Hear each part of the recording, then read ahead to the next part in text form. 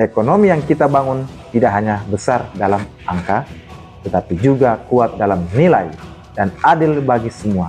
Itu ada 570 triliun yang kita hasilkan. Oh, itu masuk dalam kategori bisa disalahartikan. Itu sebenarnya hak provinsi dari pertambangan itu adalah 16%. Kira-kira lebih ke pemangkasan anggaran, percepatan layanan, atau transformasi cara kerjanya, Pak? Adanya transportasi publik ini sudah dilakukan feasibility study-nya.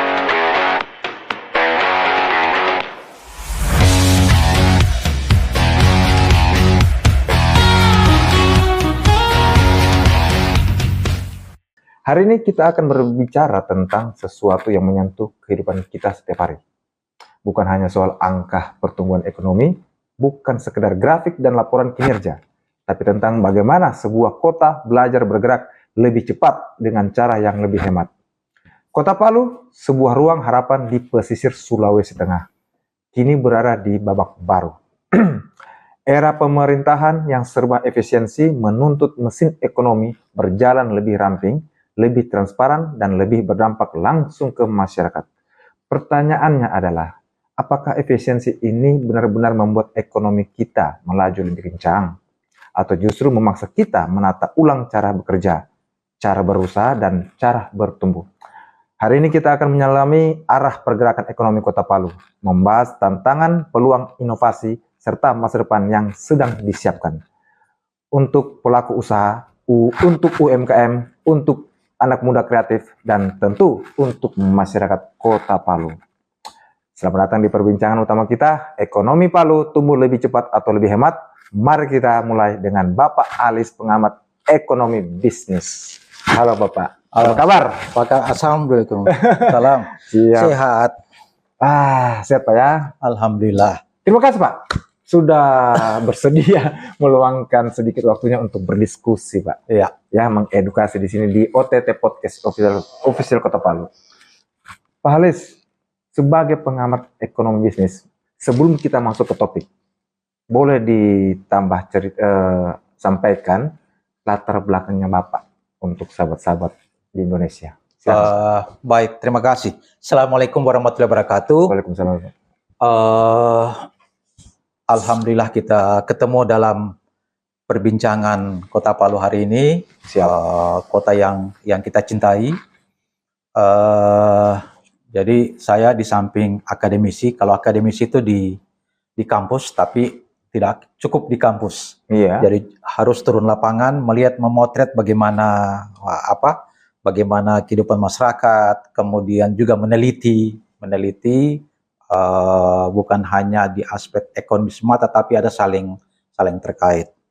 Nah, gitu ini Pak, apa yang saya dapatkan selama mengikuti jenjang pendidikan S1, kemudian S2 di Tadulako tahun tamat 89, kemudian S2 saya S2 di Prancis, di Alpen, kemudian juga di S3 juga di Prancis untuk background ekonomi internasional. Makanya kemarin waktu pengukuhan tahun lalu pengukuhan guru besarnya itu bidang ekonomi internasional. Jadi semua wajib dipelajari. Nah, tetapi lebih spesifik kepada ekonomi internasional, tanpa melupakan akar kita hidup dan tumbuh berkiprah. Jadi itu background saya untuk pendidikan. Luar biasa. Internasional guys. Waduh, ngeri. Oke Pak Alis, boleh kita langsung masuk ke topik ya? Iya. Nah, untuk mengawali Pak diskusi podcast kita ini, awal ini saya akan bertanya ke Bapak, bisa diceritakan ini Pak Alis ya, bagaimana kondisi ekonomi Kota Palu hari ini dengan kacamata Bapak? Silakan. Iya.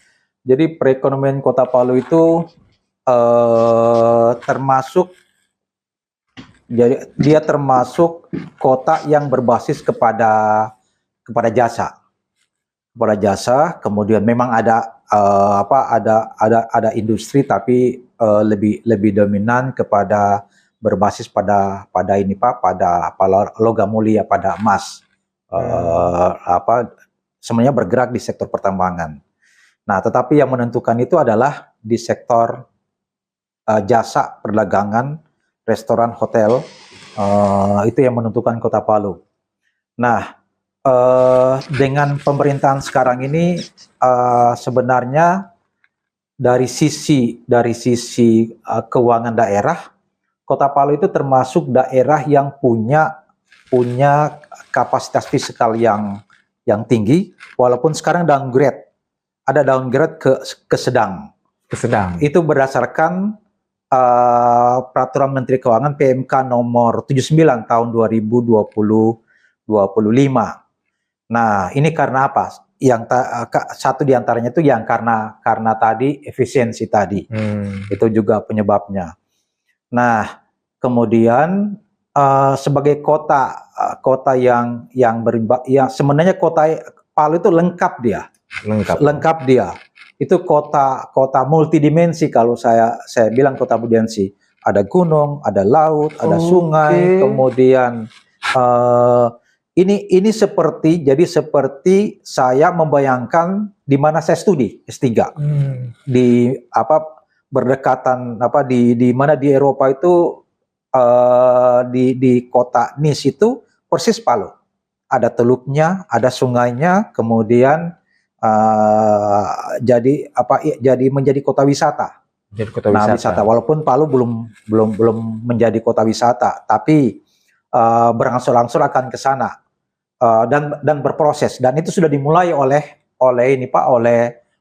pemerintah kota. Pemerintah kota yang mengedepankan dia di sektor jasa publik. Nah, walaupun sebenarnya dengan rata-rata pertumbuhan ekonominya yang sekitar 5%, tapi ini adalah pertumbuhan ekonomi yang sebenarnya inklusif. Inklusif itu maksudnya apa? Inklusifnya itu pertumbuhan ini sudah berdampak kepada masyarakatnya. Kepada kesejahteraan masyarakatnya. Saya mengambil contoh angka kemiskinannya, dia sudah yang paling Kota Palu sudah paling rendah 5,74. Tapi kita tidak serta-merta itu berpuas diri. Kenapa sampai demikian? Saya masih ingat ketika saya ikut di pemerintah Kota Palu 2005 sampai 2016, mendampingi Pak Cudi pada waktu itu. Saya bertahu dengan beliau, Pak, ini angka kemiskinannya kita ini yang di mana-mana di dunia ini sifatnya alamiah, itu turun drastis. Setelah dia akan melandai, kemudian untuk sampai ke nol itu hal yang sunatullah. Nah, jadi penurunan kemiskinan yang cepat itu dia proses awal. Setelah itu dia akan melandai. Ya seperti Palu ini. Dulu masih pernah 8,85, kemudian turun terus. Dia akan melandai terus, dan pada saat melandai itulah yang disebut kemiskinan alamiah sebenarnya.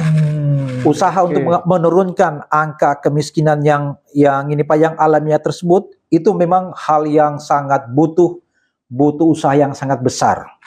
Nah, butuh usaha yang sangat besar karena ini sudah sifatnya inklusif.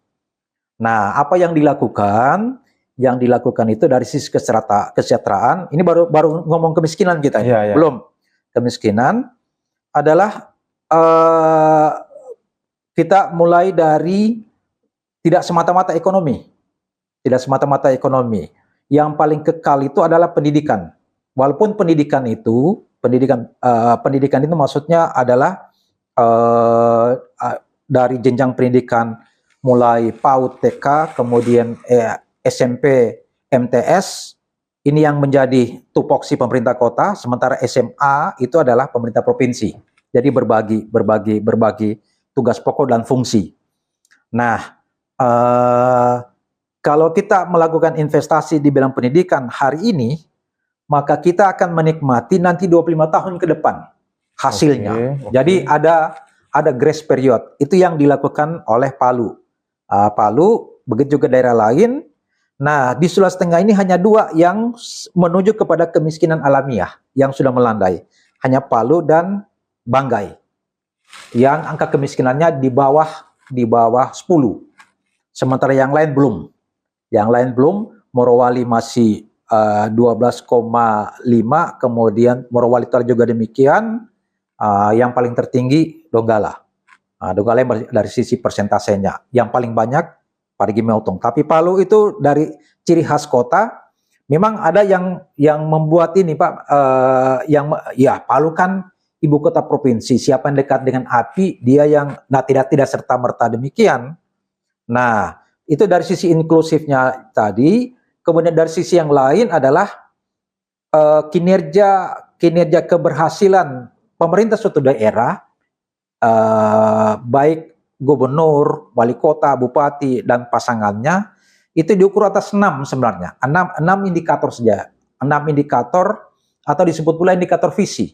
Pertama yang kita bahas hari ini, pertumbuhan ekonominya. Yang kedua, angka kemiskinannya. Yang ketiga, angka penganggurannya. Yang keempat, IPM-nya, indeks pembangunan manusia. Yang kelima, ketimpangan. Dan yang keenam, itu adalah indeks kualitas lingkungan hidup. Oke. Nah, tadi kita sudah ngomong pertumbuhan ekonomi. Kita ngomong tadi kemiskinan. Nah, kemiskinan, sekarang IPM. IPM-nya Palu itu malah dia sangat tinggi. Sangat tinggi, di atas 80. Nah, tapi harus dilihat dulu, apa yang membuat dia tinggi ini. Karena bisa menjadi jebakan di sini, bisa menjadi kita tidak bisa menangkap mana inklusifnya. Nah, IPM itu terdiri atas ada dimensi pendidikan yang tadi saya bahas tadi, pendidikan diukur dengan rata-rata lama sekolah dan harapan rata-rata lama sekolah. Palu termasuk yang paling tinggi karena layanan publiknya. Kemudian kesehatan juga begitu, usia harapan hidup juga tertinggi. Kemudian dimensi ekonominya juga demikian. Nah, sebenarnya dari sisi rata-rata Sulawesi Tengah itu termasuk kategori tinggi. Tapi dia semu, kalau Sulawesi Tengah semu. Karena yang mendorong itu adalah dimensi ekonomi, dimensi pendapatan. Sementara pemilik pendapatan ini ada di luar. Dimensinya itu ada di mana? Dimensinya itu ada di Morowali Utara. Pemiliknya pabrik-pabrik di sana kan bukan orang Sulawesi Tengah, Iya. tapi orang luar. Jadi dia menjadi semu. Nah, sementara Palu punya titik kelemahan juga. Titik kelemahannya juga itu adalah angka penganggurannya paling tertinggi di Sulawesi Tengah. Paling tertinggi di Sulawesi Tengah. Nah, kalau yang lain-lain misalnya kemiskinannya oke tadi kita sudah bahas. Kemudian ketimpangannya juga ketimpangan moderat. Sekarang di tingkat penganggurannya yang tertinggi. Nah, ini hal yang lumrah karena apa? Karena gulanya ada di Palu. Barisan pencari kerja menyerbu ke sini. Walaupun ada menyerbu juga ke Morowali Utara. Yang menyerbu ke sana untuk mencari pekerjaan. Kalau kita bandingkan ambil contoh di Morowali Utara atau Morowali, itu tiap hari itu yang datang untuk bekerja di sana 55 orang. 55 orang yang datang di sana. Nah, hanya sayangnya saja ini cenderung memarginalisasi penduduk penduduk sendiri Morowali maupun Morowali Utara. Karena 82% adalah pekerja migran. Hanya 18% itu. Ini karena apa? Karena yang diterima itu adalah teknik pertambangan 20%, teknik geodesi 12%. Itu dari luar semua itu? Dari luar semua. Memang dari lokal? Dari lokal ada, itu pun para pekerja yang memang kuliahnya di Unhas, ada teknik pertambangan. Kuliahnya ada di teknik ada yang di TS, ada mungkin yang di TB. Karena ini yang teknik pertambangan memang tidak di sini. Untat tidak punya. Yang Untat punya hanya teknik geologi. Teknik geologi yang punya. Sementara proporsi teknik geologi yang diterima di mana? di Morowali dan maupun Morowali Utara itu hanya 12%. Memang Diisi dari luar. Nah, gitu kalau yang ini. Kalau kita ambil perbandingan dengan kabupaten lain. Nah, sementara Palu juga saya belum sampai pada data ini yang bekerja di pertambangan di misalnya di CPM itu berapa orang, itu saya belum punya data yang ini Pak. Tapi pasti lebih sedikit. Karena kualifikasi mereka yang teknik pertambangan, teknik geologi ada dari Tadulako, tapi misalnya ada teknik sipil juga dari Tadulako, kemudian metalurgi, itu tidak ada di sini, tidak ada padahal ini sebenarnya kesempatan untuk membuka. Adanya di mana itu Pak? Itu adanya di ITB, di Unhas, ITS, di yang PTS yang lain.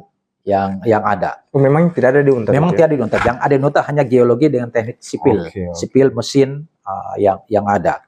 Nah, begitu juga di samping itu, jadi titik lemahnya di pengangguran, tapi dari sisi layanan publiknya itu berangsur-angsur mulai ini Pak, di masa pemerintahan sekarang itu membaik. Saya ngambil contoh misalnya pelayanan di sisi kesehatan. Itu puskesmasnya itu punya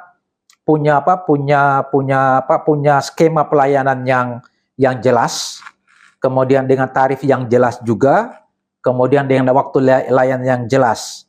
Nah, saya berharap nanti berbagai puskesmas di Palu ini itu ya bisa selain mereka tiap kali melakukan gugus kendali mutu, tapi mereka juga bisa diakreditasi yang lebih tinggi mereka. Ya begitu juga dengan rumah sakit milik pemerintah Kota Palu, Anutapura, itu juga apa yang diletakkan oleh Dokter Reni pada waktu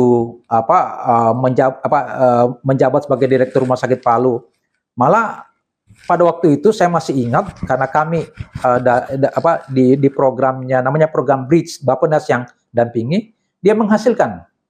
Jadi PAD menghasilkan, kemudian bisa mensubsidi kepada dinas badan yang lain.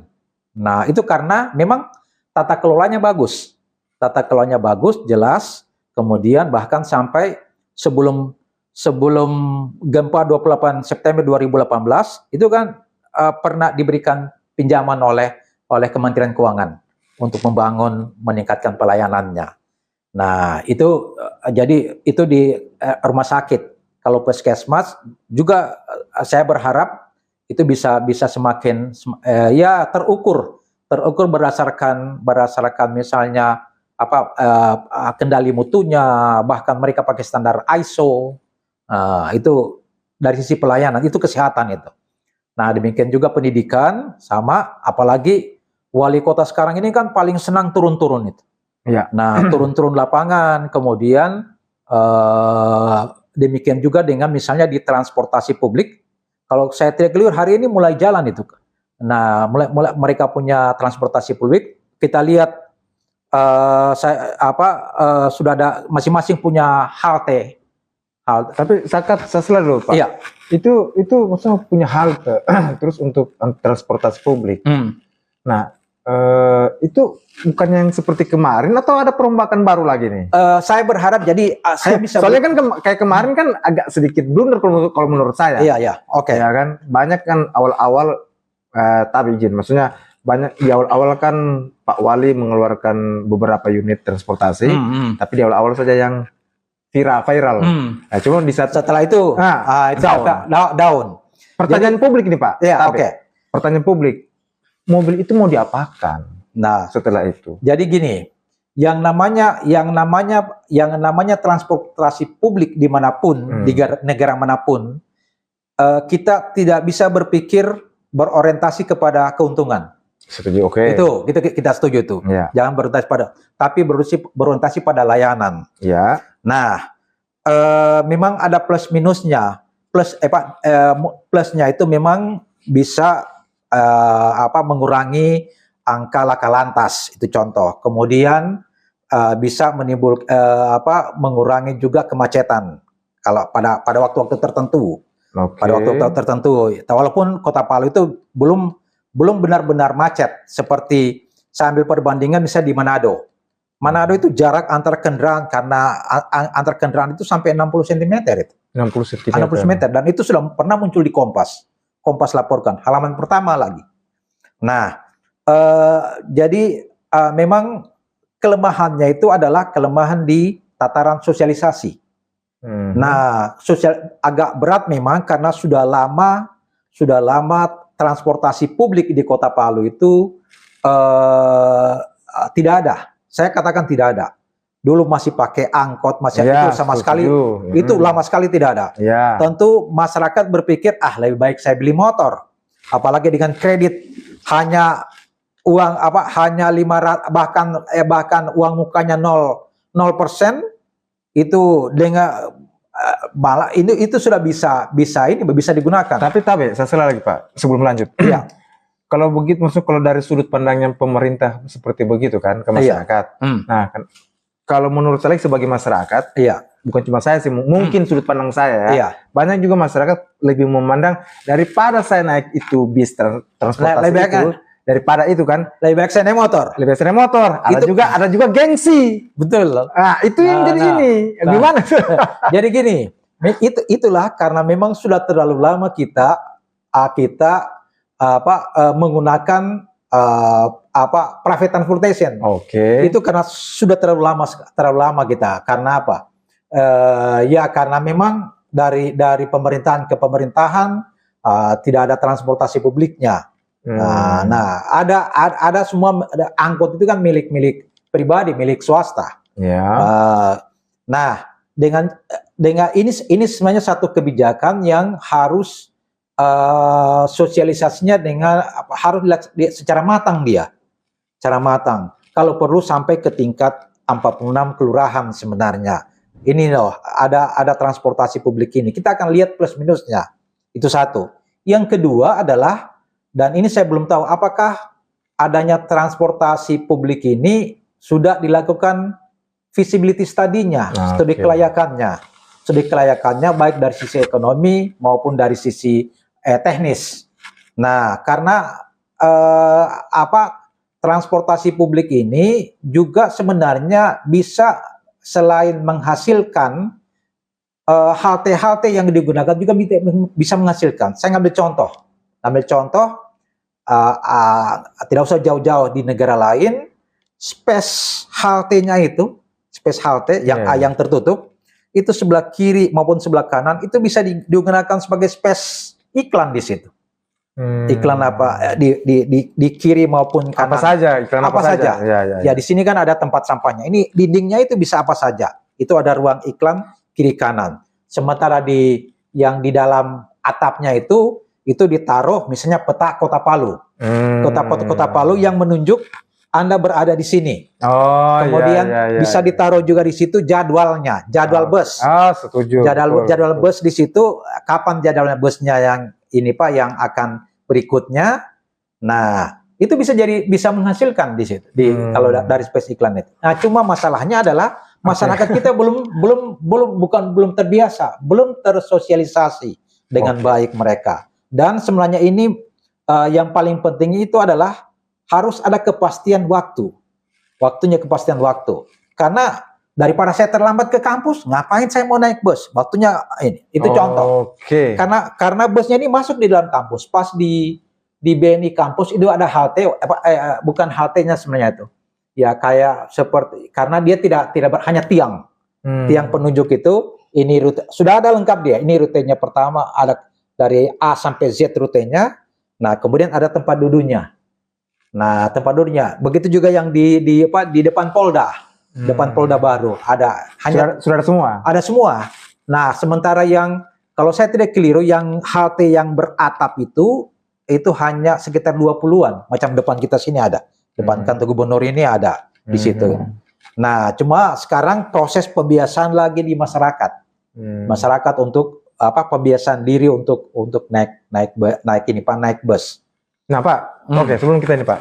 Nah, saya mau tanya nih Pak, lebih penjelasannya lebih ini lagi Pak ya. Nah, apakah efisiensi ini kira-kira lebih ke pemangkasan anggaran, percepatan layanan, atau transformasi cara kerjanya Pak? Jadi gini, Ya. sebenarnya berbagai daerah, jadi 536 kabupaten kota di mana di Indonesia itu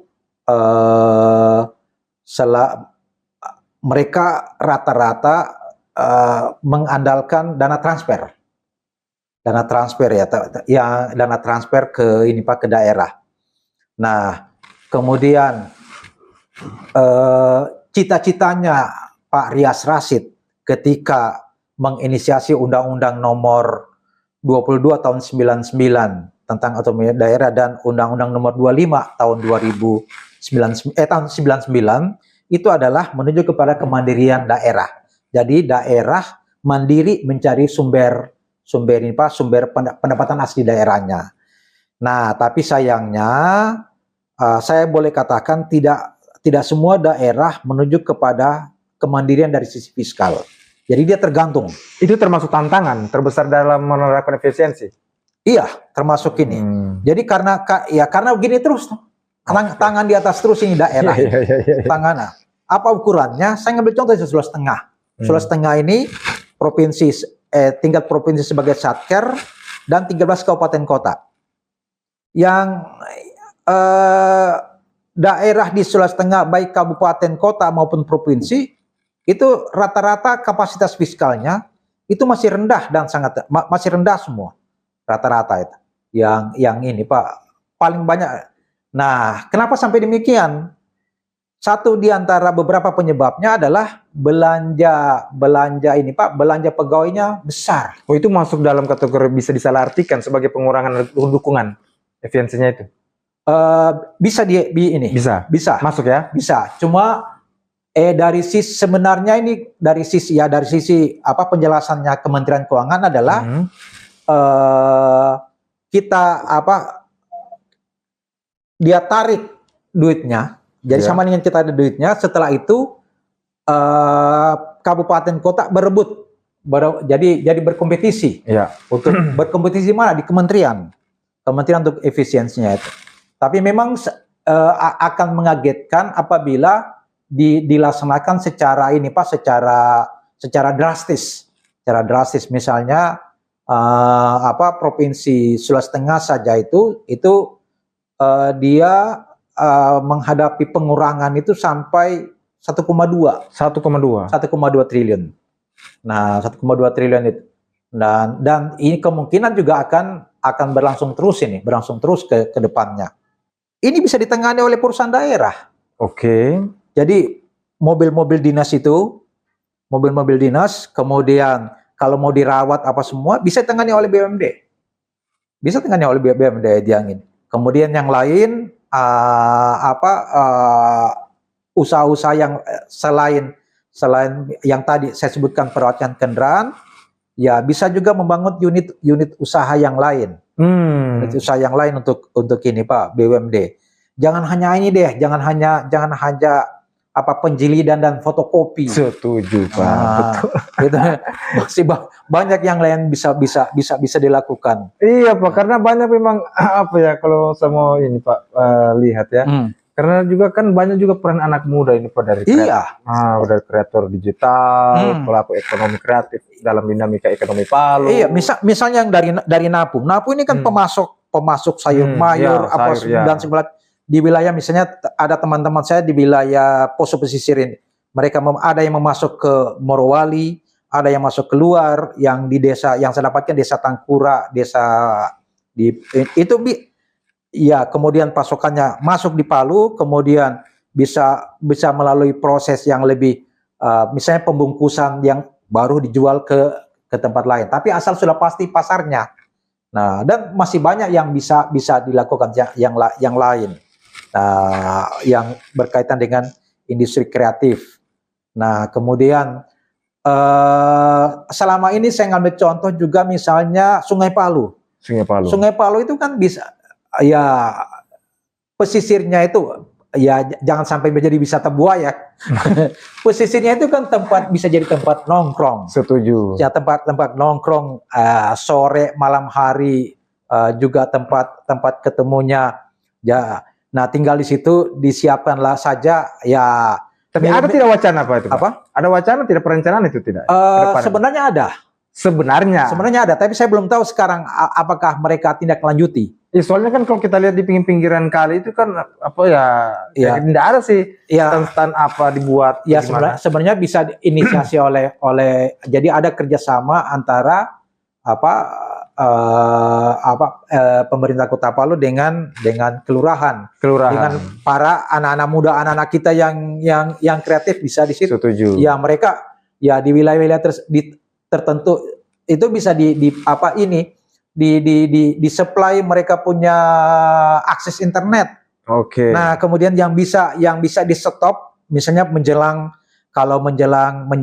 sholat di stop dulu. Ya. Tinggal begitu saja yang bisa dilakukan oleh pemerintah. Dan itu baru satu inklusif itu ya. Satu inklusif. Yang inklusif yang lain adalah inklusivitas yang lain kita juga harus memperhatikan para difabel. Oke. Difabel itu sangat potensial. Dulu saya pernah berbasis kepada masih DTKS, data terpadu kesejahteraan sosial tahun 2020, itu datanya ada 870 orang. Begitu saya masuk, ikut dengan mereka, dengan teman-teman itu, Ustadz Yasin semua. Bahkan mereka punya potensi besar ini. Sekarang itu ada sekitar 1.500 orang mereka. Data yang real itu ada dikumpulkan oleh teman-teman di Psikolog Membine. Itu mereka punya potensi juga, potensi juga untuk ini, untuk berusaha. Nah, tinggal dengan tingkatan mereka punya difabel, itu sangat potensial mereka juga. Itu dari sisi difabel itu, ya untuk masyarakat kota. Nah, tentu akses publik juga harus ramah pada mereka. Nah, salah satu kritikan saya terhadap kembali ke bus-bus tadi itu kan belum ramah pada difabel itu. Itu hanya ramah pada yang normal. Ya, itu yang terjadi. Itu mesti nanti mungkin akan mereka pikirkan berikutnya, atau nanti ada sendiri transportasi buat difabel. Siap. Oke, terima kasih banyak Pak Aziz. Kita masuk ke segmen ini, Pak. Keadilan fiskal bagi daerah pertambangan. Oh ya. Nah, jadi gini. Coba. Sulawesi Tengah ini terutama Morowali Utara, Banggai. Ya. Karena Banggai sudah Banggai di wilayah Siuna. Kemudian Tojo Nauna juga adalah penghasil nikel. Banggai juga penghasil ini Pak, migas. Ya. Nah, yang berdasarkan Undang-Undang Nomor 2 sekarang 2025, perubahan keempat atas Undang-Undang Nomor 4 2009 tentang minerba dan batubara, itu sebenarnya hak provinsi dari pertambangan itu adalah 16%. Daerah ini 6%.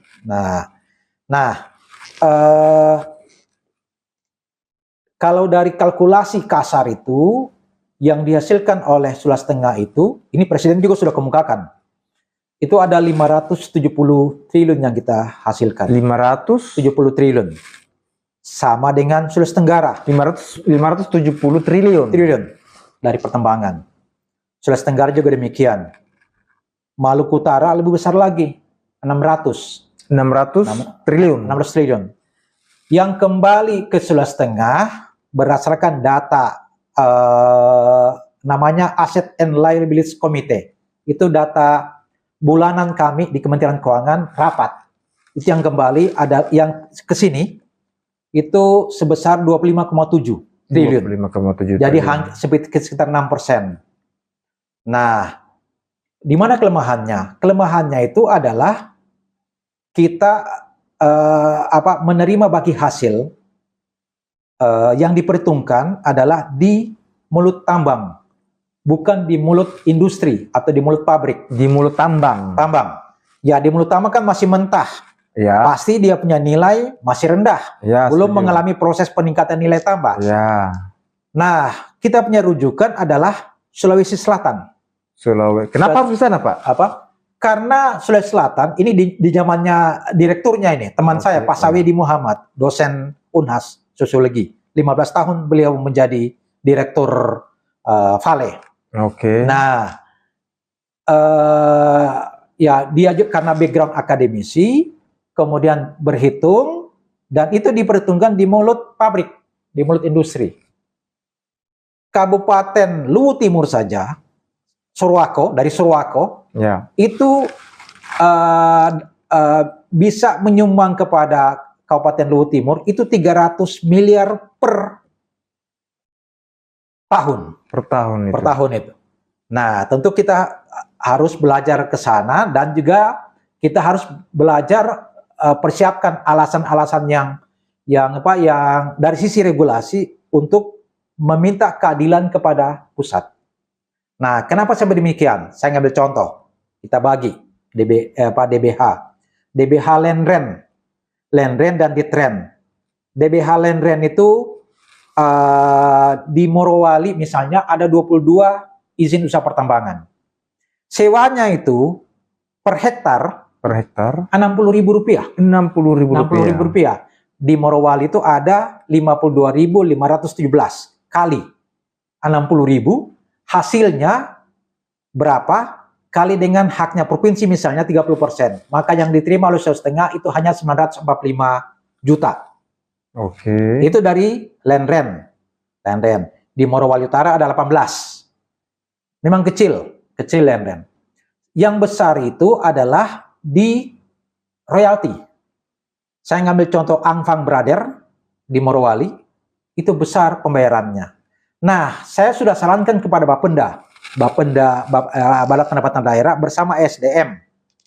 Solusinya begini. Selain berbasis kepada rencana kegiatan anggaran belanja RKAB, berapa ada operatornya ini. Jadi atas perintah gubernur misalnya, secara teknis memerintahkan kepada Bapenda SDM mana operatornya Simponi, karena program pelaporannya itu namanya lewat Simponi, pelaporan yang ini Pak diciptakan oleh Kementerian Keuangan. Jadi kita punya royalti, macam saya pemilik perusahaan, saya laporkan di situ. Nah, hitungan saya adalah kalau kita berbasis kepada Simponi, programming Simponi, maka kita bisa mendapatkan antara 1,2 sampai 1,6 triliun. Itu baru dari nikel. Dari nikel itu per tahun. Nah, di situ ya ini Pak, keadilannya bisa dilihat. Itu baru nikel itu. Nah, Sulawesi Tengah itu kalau kita buka-buka Undang-Undang 2 2025 plus peraturan pemerintah 18 2025 19 juga itu kita bisa menerima 16%. 570 kasar ini perhitungan kasar ini 570 kali 10% saja sudah 57 triliun kita dapatkan. Tuntas semua ini yang berani-berani ini semua ini. Gitu ya. Bisa tuntas. Tuntas misalnya saya ambil contoh berani sehat. Kalau kita buka data di portal BKKBN, karena BKKBN kenapa saya pakai BKKBN? Karena dia selalu terupdate, ada kadernya yang mengupdate di lapangan. Itu ada 712 223 penduduk Sulawesi Tengah atau 26% yang belum tercover di BPJS Kesehatan. Belum tercover di BPJS. 712 223 orang. Belum tercover. Sampai sekarang? Sampai sekarang. Oh. Nah, ini kita mau lihat bagaimana yang di cover lagi nanti ini. Mudah-mudahan bisa turun. Dari 26, turun lagi tinggal 20, akhirnya bisa di cover semua. Nah, itu dari sisi BPJS Kesehatan itu. Nah, dari sisi pendidikan. Pendidikan ini yang paling ekstrim itu adalah usia 19 sampai 24 tahun.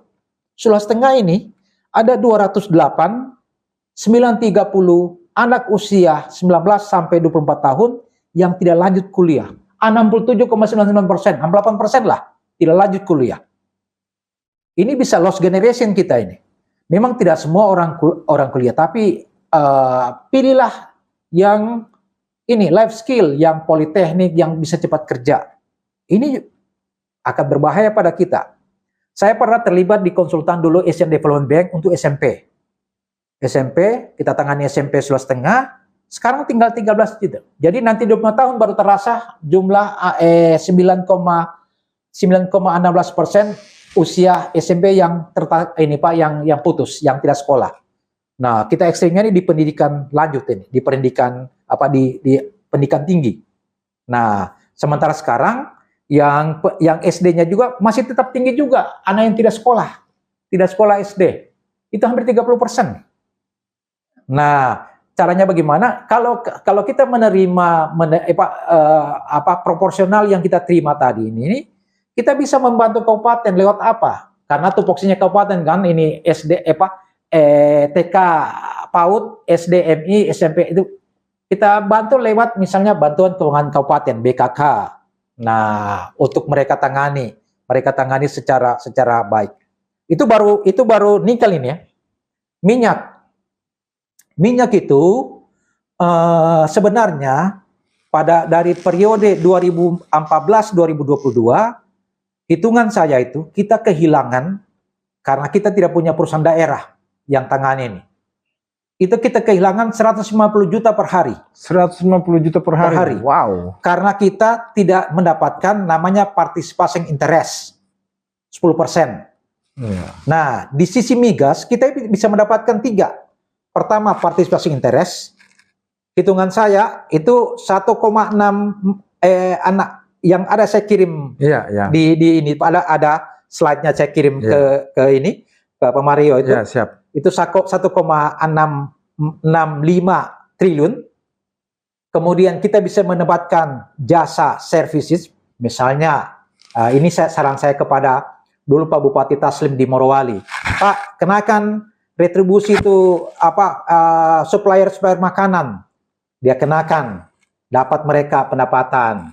Nah, kemudian tuntut imtah, pajak orang asing yang masuk di Morowali. Oleh Kementerian Keuangan diberikan 60 miliar mereka dapat. Nah, cuma kita punya kelemahan, pajak atas orang asing di Sulawesi Tengah ini nanti dikenakan 6 bulan setelah dia domisili di sini. Oh. Harusnya itu namanya imtah, harusnya pada saat mereka datang, kenakan memang. Dari awal. Nah, itu. Nah, itu migas. Kita punya kesempatan sekarang. Kesempatan itu 2027. Kenapa? Karena renegosiasi untuk Dongi Senoro. Itu baru satu sumber minyak yang baru tereksploitasi itu Blok Matindok dan Blok Tiaka. Kita punya 6. Cekungan Menui, Cekungan Salabangka, Cekungan Ampana yang baru-baru ini sempat Cekungan Gorontalo di wilayah kita Teluk Tomini dan Surumana ya. Nah, kuncinya adalah ini juga salah satu solusi dari efisiensi ini. Kuncinya adalah optimalisasi ini perusahaan daerah. Sekarang belum punya. Insya Allah tahun ini di DPRD ini 2 regulasi yang akan lahir. Pertama adalah penyataan modal dan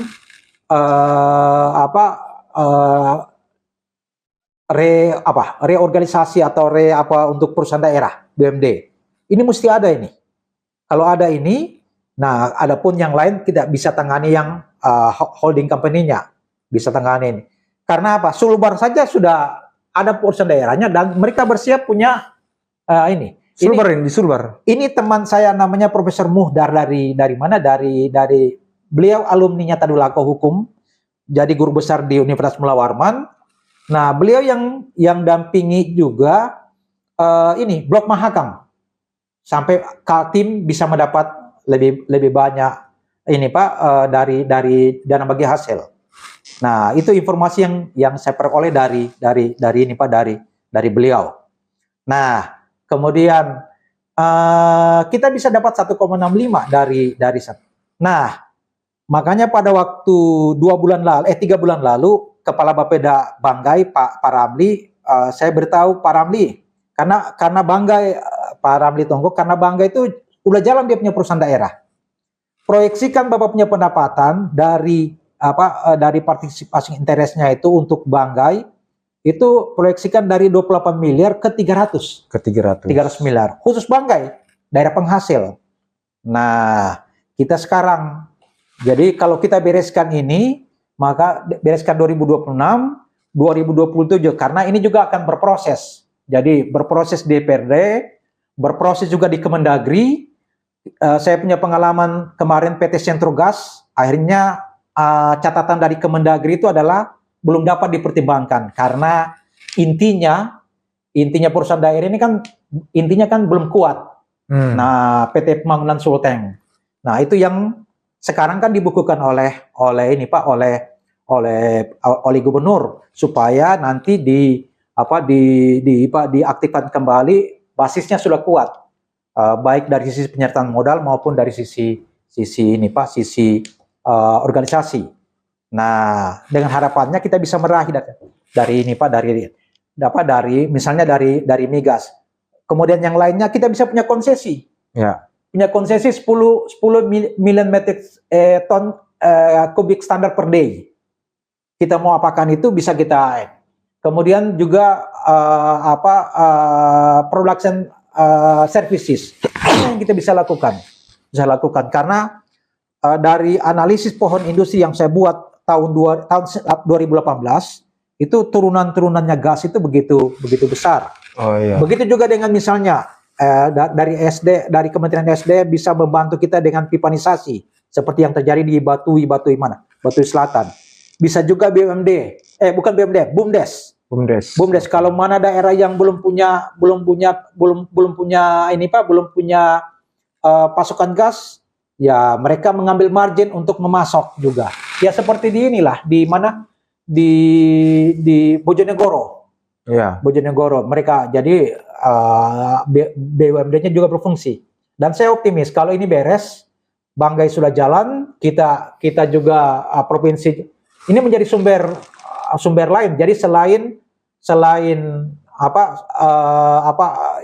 sumber PAD, karena di dalam komponen PAD itu kan ada namanya lain-lain kekayaan daerah yang dipisahkan. Itu dari BUMD.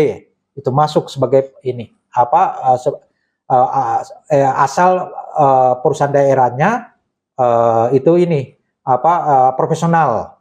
Kemudian juga selain itu ya bisa mengambil margin yang lain yang bisa dilakukan.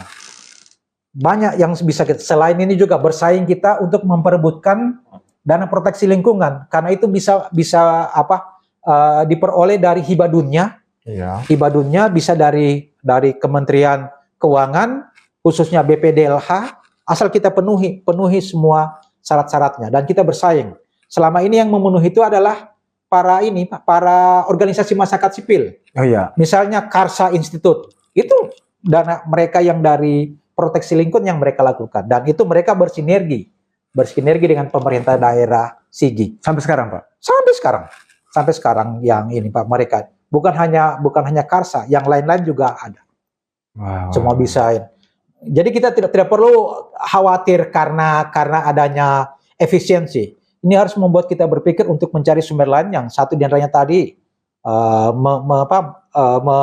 merevitalisasi dan mengoptimal perusahaan daerah kita. Kemudian kita berebut dana ini Pak, proteksi lingkungan seperti yang dilakukan oleh Kaltim juga demikian, dan banyak yang bisa kita lakukan. Yang jelasnya Pak, memang perekonomian dengan pertambangan yang kita memang harus Pak, menurut saya. Iya. Luar biasa. Dan ini sudah di DPRD sekarang kita inisiatifnya ini. Jadi saya dengan teman-teman di tenaga ahli sini itu kita coba rumuskan sedemikian rupa juga supaya hak kita itu salah Pak. Sebelum kita masuk ke closing statement ini Pak ya. Oke. Saya mau jawab dulu dari segitu dulu Pak. Perihal tentang pembentukan forum apa kemarin itu ya? Forum nikel. Pembentukan forum daerah penghasil nikel. Ya, setuju. Nah, itu kemarin sempat kan saya tayangkan, ya kan? Terus ada beberapa menjadi kontroversi dari beberapa masyarakat. Iya. Sudut pandangnya mereka. Iya. Nah, kayak gini, ada beberapa kalau saya melihat komentar-komentar mereka, Kenapa sih cuma hanya ke DPR, tapi maksudnya ke masyarakat tidak ada kurang ada kerjasamanya kayak gitu. Tidak kurang dilibatkan. Nah, sebelum kita masuk ke closing statement ini, Pak, bisa dijawab itu, Pak, dijelaskan. Jadi gini, forum DPRD penghasil nikel ini sebenarnya inisiatif teman-teman di DPRD bukan hanya Sulteng ya, Sulawesi Tenggara, kemudian Maluku Utara, mereka berdiskusi, para daerah penghasil ini berdiskusi. Ini sebenarnya sudah semenjak dari 2 tahun lalu. 2 tahun lalu ini, kemudian begitu sekitar Juni tahun lalu itu dikemukakan oleh Ketua DPRD Pak Arus Abu Karim, Pak Zainal Abidin, ayo bagaimana kita wujudkan ini. Nah, jadi memang DPRD itu inisiatornya DPRD Provinsi Sulawesi Tengah, dan sekretariatnya sudah ada, kemudian piagam kerjasamanya sudah ada, ini tinggal operasionalisasi. Jadi yang kita lakukan ini, para teman-teman tenaga ahli maupun DPRD itu, ini inisiatifnya seperti apa, kemudian kertas kerjanya seperti apa, kemudian pada waktu pada waktu di awal akan diluncurkan tanggal 7-8 itu adalah kita semua koordinasi. Jadi koordinasi semua dengan DPRD, bahkan Menteri Bahlil, Menteri SDM bilang, kenapa tidak dengan gubernurnya sekalian? Itu. Nah, jadi kita mau dari yang kecil dulu. Nah, karena istilahnya sederhananya begini, teriakan satu orang, satu daerah itu tidak akan punya gema yang besar. Selain rame-rame. Itu sebenarnya Pak inisiatifnya sampai melahirkan ini. Nah, kemudian pada saat setelah ini Pak seminar, kemudian ada lokakarnya, ada working groupnya. Working groupnya itu kita bagi atas 9 itu 5 provinsi masing-masing ini, para anggota DPRD-nya di situ, difasilitasi oleh teman-teman TA, kemudian ada juga teman-teman NGO yang terlibat sebagai fasilitator maupun peserta. Nah, kemudian working groupnya yang ke-6 ini ada akademisi. Kemudian merumuskan poin-poin benefit sharing. Pemerintah ada, daerah. Yang ke-7, yang ke-8 ada organisasi masyarakat sipil. Dilibatkan di situ.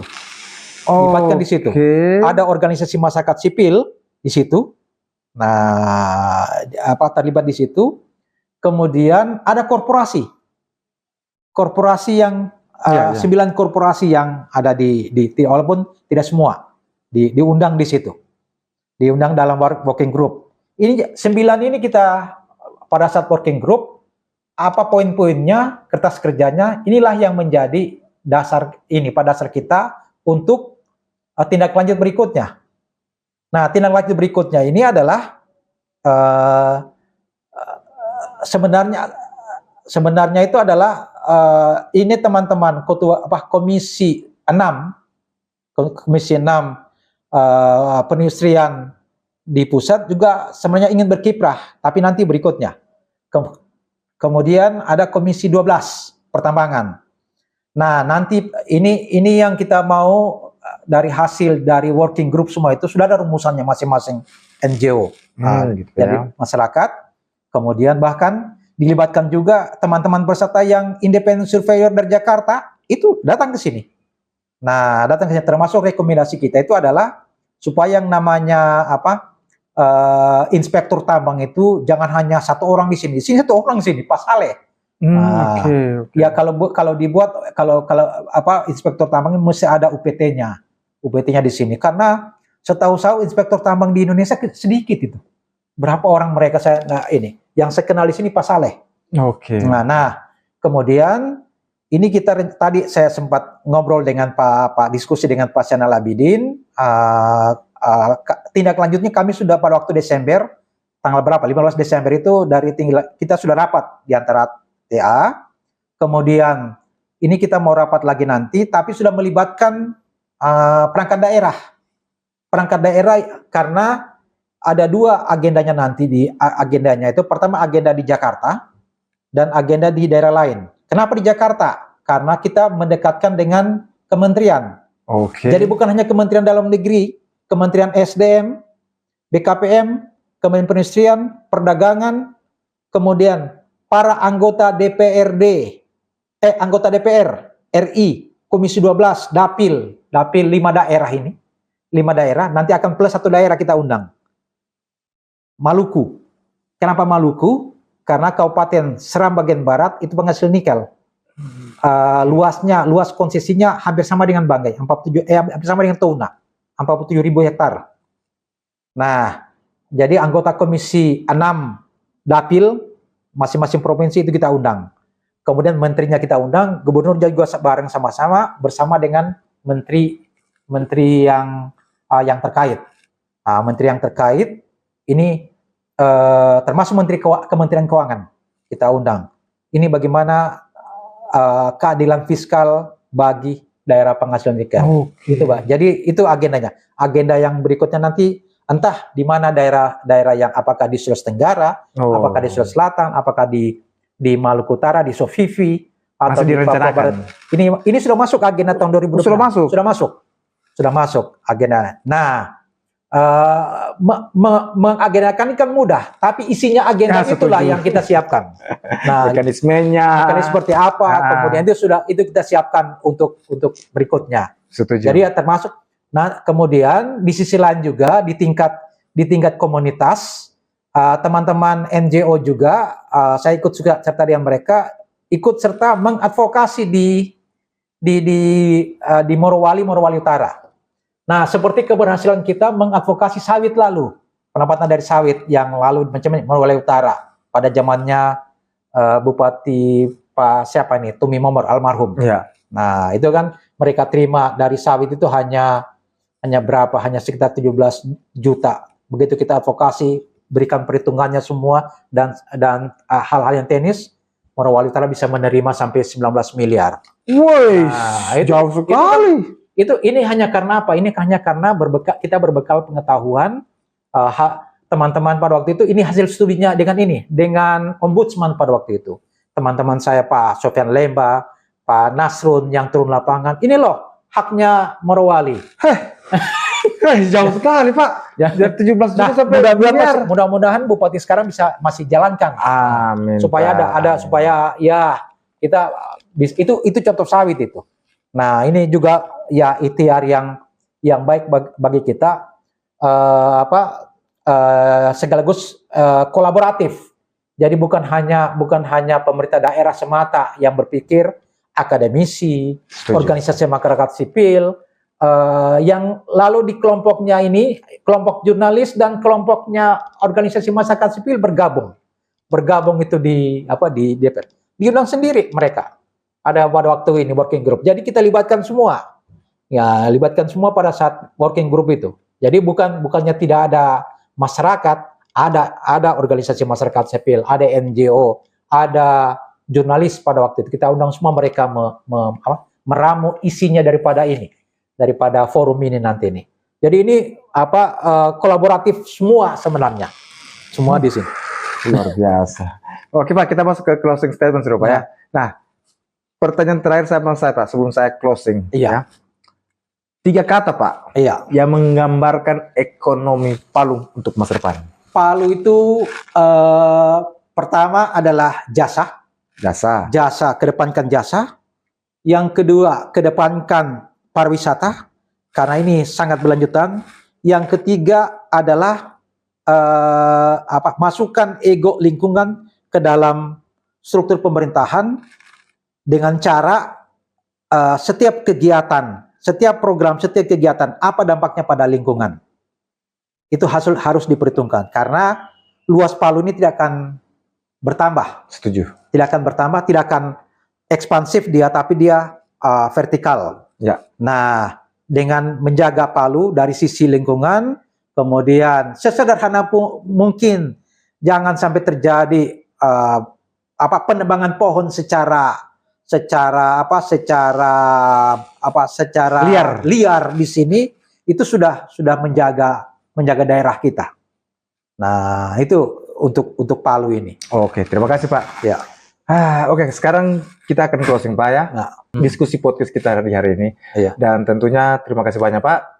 Karena begitu banyak penjelasan detail banget dari Bapak punya ini ya untuk sahabat-sahabat OTT Podcast ya di Kota Palu dan di seluruh Indonesia. Saya berterima kasih banyak Pak. Sama-sama. Sudah meluangkan waktu untuk berdiskusi mengedukasi di sini Pak ya. Ya. Dan bisa menjelaskan sedikit perihal tentang perekonomian dengan pertambangan. Ya. Oke Pak. Kita telah mendengar perjalanan, tantangan, dan harapan. Ekonomi bukan hanya soal kebijakan, ia adalah tentang manusia, tentang kerja keras, keberanian, dan kolaborasi. Efisiensi bukan berarti berkurang, kadang ia justru cara paling bijak untuk tumbuh. Lebih tertata, lebih cerdas, lebih berkelanjutan. Kini, arah sudah ditetapkan. Pertanyaannya kembali pada kita semua, ya. Apakah kita siap bergerak bersama? Kota Palu sedang menulis babak barunya. Semoga ekonomi yang kita bangun tidak hanya besar dalam angka, tetapi juga kuat dalam nilai dan adil bagi semua. Saya ucapkan terima kasih atas kebersamaan Anda di hari ini, Pak. Sampai jumpa di perbincangan berikutnya. Tetap optimis, tetap berdaya, dan terus berkarya untuk Palu tercinta. Terima kasih, Pak. Oke, bye-bye.